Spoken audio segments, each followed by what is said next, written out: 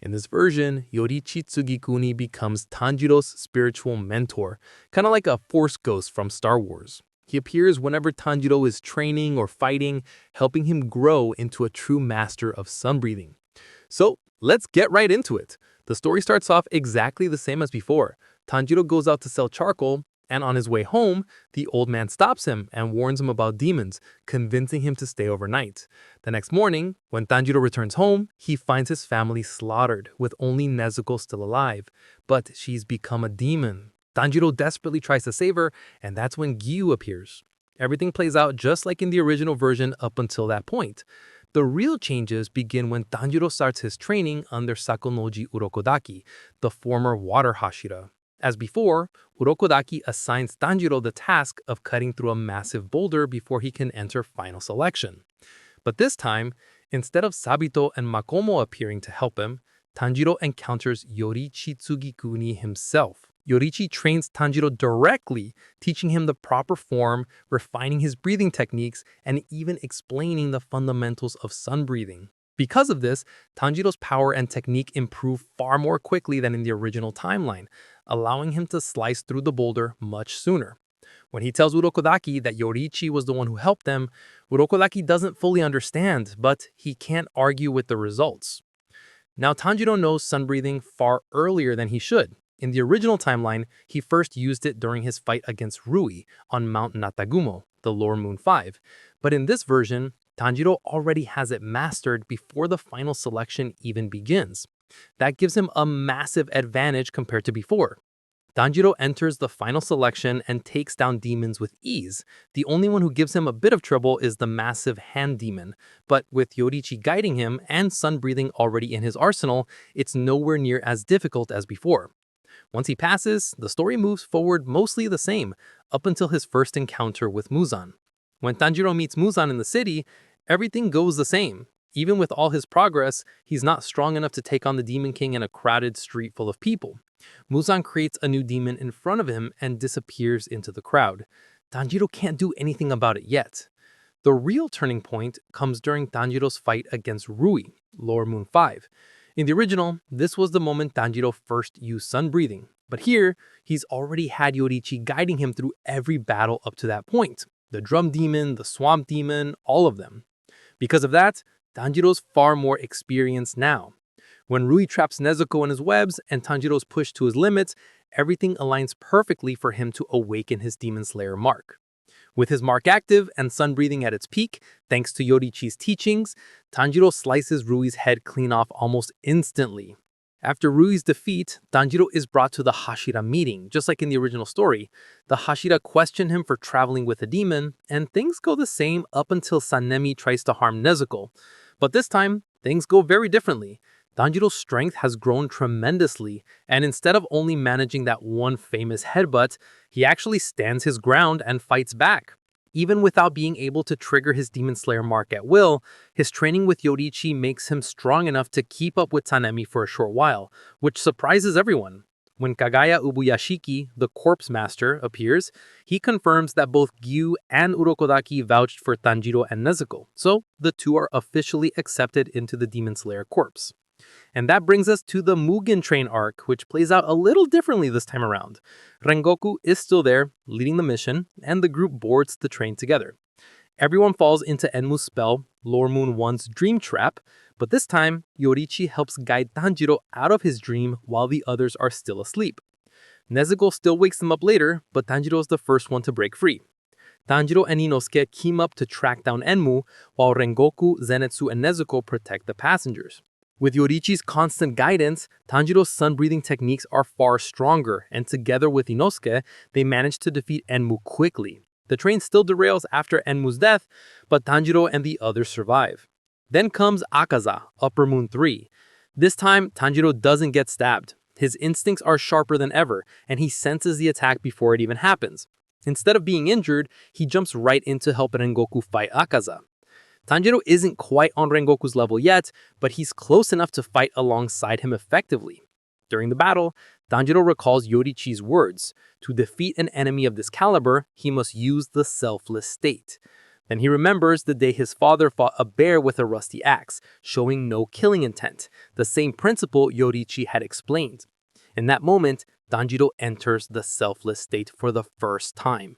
His breathing steadies, his aura vanishes, and his blade moves flawlessly. With his Demon Slayer mark active and Yoriichi's lessons echoing in his mind, Tanjiro cuts off Akaza's head in one clean strike.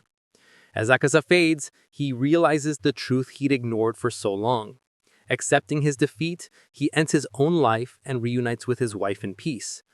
Now Tanjiro has both the Demon Slayer mark and the selfless state. The only thing he hasn't mastered yet is the transparent world. He's caught glimpses of it before, but he still can't hold on to it. Still, his control over his power has reached new heights. When he returns, Tanjiro explains everything to the Hashira. How the mark works, what conditions unlock it, and how to surpass their limits to achieve it. This knowledge spreads throughout the corps, and for the first time, other Demon Slayers start understanding the true potential of their strength. After the events of the Mugen train, we move into the Entertainment District arc, and this is where things take another major turn. With his Demon Slayer mark and the selfless state already unlocked, Tanjiro's strength has skyrocketed, putting him near Hashira level. When he and his friends join Tengen on the mission, the early parts unfold like usual, the scouting, the disguises, all that, until the battles begin. When Tanjiro faces Daki, the difference in power is night and day. He completely outclasses her. There's no rage moment, no losing control. Tanjiro simply outmaneuvers and cuts her down effortlessly. Then, the real Upper Moon 6, Gyutaro, makes his appearance. This time, the fight doesn't drag out. Tanjiro's selfless state keeps him calm and focused, letting him hold his own against Gyutaro until Tengen joins in. Since Tengen's immune to poison, Gyutaro loses one of his biggest advantages right away. With both of them working together, they overwhelm Gyutaro and Daki much faster. Nezuko's healing flames cleanse the poison afterward, and because of that, no one dies or loses limbs. Tengen never retires in this timeline. He stays an active Hashira, which ends up changing the course of the later battles too. Next comes the Swordsmith Village arc. Even though Tanjiro's sword hasn't broken this time, he still travels to the village to repair and strengthen it. Up to this point, everything happens similarly to the original story until the major fight begins. When Upper Moon 4, Hantengu, attacks, Tanjiro fights alongside Muichiro Tokito, Nezuko, and Genya. In this version, Tanjiro and Muichiro are evenly matched in strength, with Tanjiro slightly ahead. With Yoriichi's training and his experience from fighting Akaza, Tanjiro is essentially Hashira level by now. During the battle, when the 4 emotion clones combine, Tanjiro reacts faster than ever. He grabs Muichiro before he's blown away, saving him. Nezuko helps once again by setting his blade ablaze with her blood demon art, creating a red Nichiren blade. Tanjiro could have turned his blade red on his own by gripping it tightly with the mark active, but Nezuko's flames make it even stronger, burning the demons more severely. Meanwhile, Mitsuri takes on Upper Moon 5 Gyoko. Instead of Muichiro, she's the one facing him in this timeline. She awakens her Demon Slayer mark during their battle and manages to defeat him herself.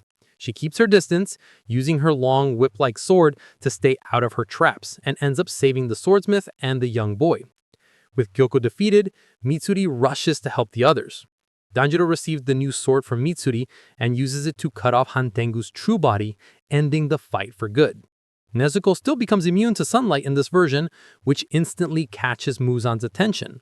Her newfound resistance to the sun becomes the key to his next move, setting up everything that follows.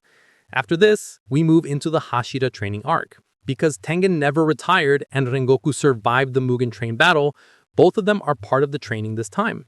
The sessions are far more intense, and thanks to Tanjiro's help, nearly all the Hashira manage to awaken their Demon Slayer marks before the final battle. When Muzan makes his move and kills Kagaya, it triggers the ultimate confrontation. All the Hashira and Tanjiro charge into battle, and Muzan traps them inside the Infinity Castle, kicking off the final arc. Inside the castle, everyone gets separated into different fights, just like before. Zenitsu faces Kaigaku, and things go almost exactly as in the original story. He unveils his new 7th form and defeats Kaigaku beautifully. Meanwhile, Yushido interferes with Nakima's control of the castle, while Mitsuri and Obani provide support. The fight against Upper Moon 9, Kokushibo, has a completely different setup. This time, Tanjiro, Gyu, Sanemi, and Muichiro take him on all together. The battle is fierce, but Yoriichi's spirit appears to guide Tanjiro throughout it. During the fight, Tanjiro sees Yoriichi's memories, witnessing Kokushibo's jealousy firsthand and truly understanding the tragedy between the brothers. In the end, Kokushibo is defeated. Before dying, he reflects on his mistakes and feels genuine sorrow for what he became. He accepts his death, thinking of his brother one last time before fading away. On the other end, the fight against Upper Moon 2, Doma, also takes a different path. This time, Shinobu doesn't sacrifice herself. With Gyome, Rengoku, Kana, and Inosuke fighting alongside her, Doma doesn't stand a chance. Their teamwork completely overwhelms him and he's destroyed outright without anyone dying in the process. With the Upper Moons gone, Muzan realizes Nakime has been compromised